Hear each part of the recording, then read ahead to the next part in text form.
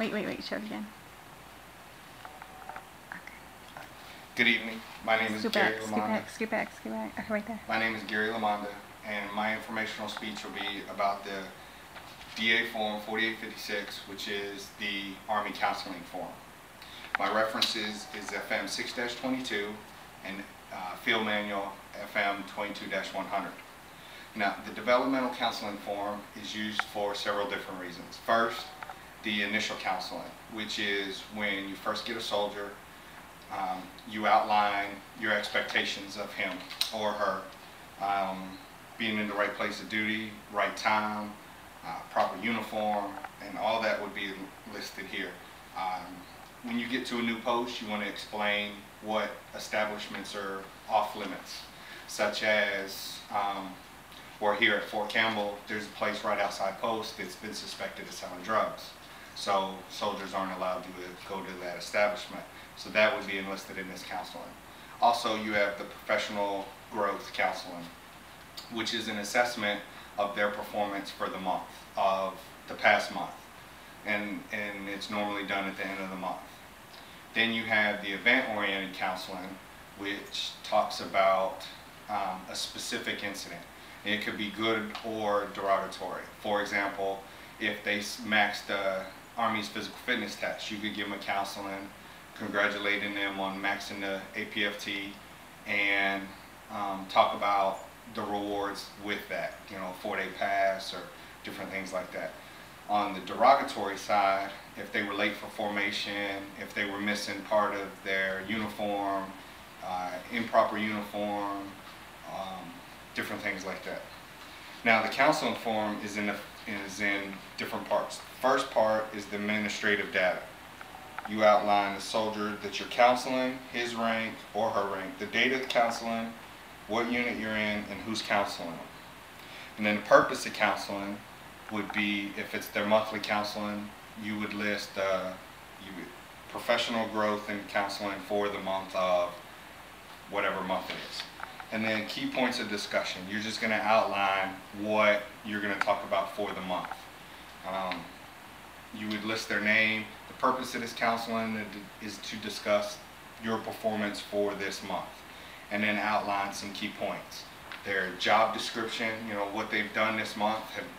Do they need more work on their performance for their job? Physical fitness. Do they need to do better at the runs during PT? Do they need to put forth more effort on their own time? Their leadership ability, you know, do they need to take charge more? Do they need to be out on the floor more? Accountability and responsibility, have they been showing up to formation every day on time? Are they in the proper place in a proper uniform? And then you have just different topics for that month. And then on the back, which is the second page, is the plan of action. Now, the plan of action is what areas do they need to continue to sustain in or continue to improve in.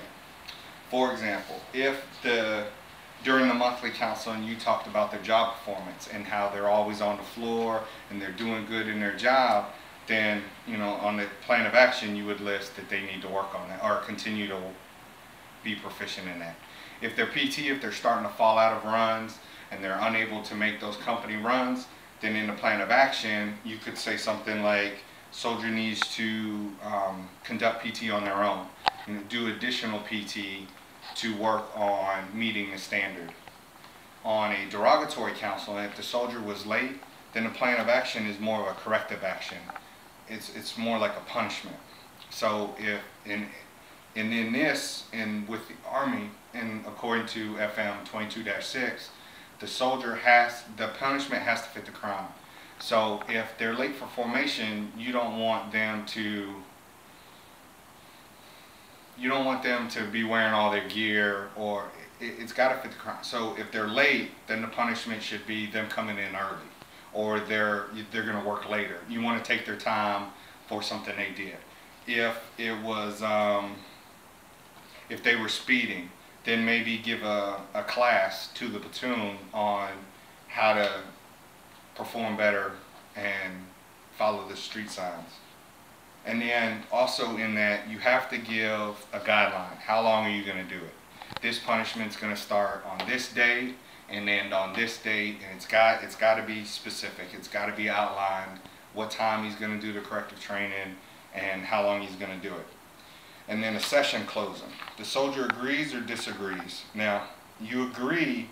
You're not agreeing that you agree with the punishment or that you feel it's harsh or anything like that. You're agreeing that you understand the plan of action and that what we talked about, what's listed here, is what we just talked about. Because this isn't just given to the soldier and say, here, sign here. You're going to sit down with the soldier, you're going to explain it to them, you're going to explain the deficiency and how they need to fix it. And then, of course, they sign and date. And then leadership responsibilities. What am I going to do as the leader to help the soldier meet the plan of action? For example, if he was late and he's got to show up 1 hour early, then I would, of course, I'm going to ensure that he understands the plan of action, and I'm going to meet the soldier there to make sure that he's on time. Some plan of actions I've seen for soldiers being late or miss appointments. That's real big right now at Fort Campbell, is soldiers missing appointments. So now in our unit, the plan of action, the soldier has to, from 1800 to 2200, which is 6 o'clock at night to 10 o'clock at night, the soldier has to meet the NCO every hour on hour at a different location on post. So then something like that, the leadership responsibility would be give soldier location at the next hour. You have to be specific and outline all your leadership responsibilities. Then the assessment part, you would explain, did the soldier meet the plan of action? You know, at the end of the 2 weeks or 1 week or however long the plan of action was, you would list the assessment. Soldier met the plan of action, no further plan of action is needed, and of course you both sign and date it. That ends this counseling session. If the soldier was supposed to come in an hour early for 2 weeks and he missed a day, you would write that, and if you wanted to, or if you felt the need to, you could extend the plan of action because he was late. And that is how to fill out the DA form 4856. Thank you for your time.